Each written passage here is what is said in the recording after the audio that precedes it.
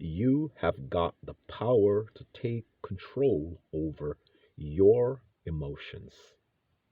Hi, my name is Tyrone C. Collins, and I am currently dealing with a subject matter that is very sensitive.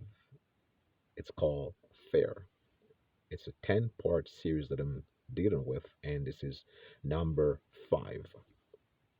And we want to look at the ultimate goal and purpose of fear. Fear is described in the dictionary as a crippling and debilitating emotions.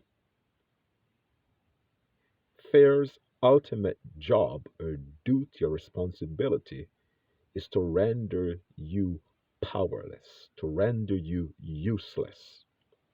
And so, once we've identified the mission and goal of this very debilitating and crippling emotion, we can now begin to look at removing it from our life. Fear is not a friend. Fear is not a pet. Fear is not something to play with. Fear can wreck your life and has wrecked the life of countless millions because it has not been treated and has not been dealt with. If you've ever commuted in any of the major metropolitans of the world, say New York, Los Angeles, or Toronto, or London, you'll see the rush, Shanghai, to get onto the train. Life can be like a train ride.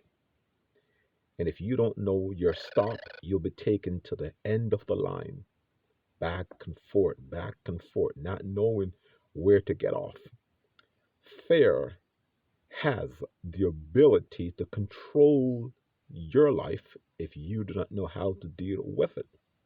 And so one has to take the reign of one's emotion and say to fear, this is the stop that you get off or I get off. This is the buck stops here. And so in doing that, one has to first identify fear for what it is. It is not a wholesome feeling. Fear has the master to servant attitude about it. Its will is to master you, and not only to master you, but to destroy you.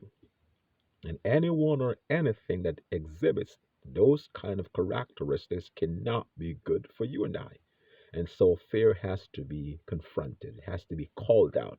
It has to be now treated as the elephant in the room. It is obvious that fear is crippling, it's debilitating. And so we call fear for what it is and say it is wrong. It destroys you emotionally, psychologically, spiritually, even financially, in every area and aspect of your life. And so fear has to be dealt with, it has to be identified, and it has to be exposed and be seen for what it is. You are greater than the fear which you face today. And your power is to identify it, call it out, and then expose it. Rise above your fears today.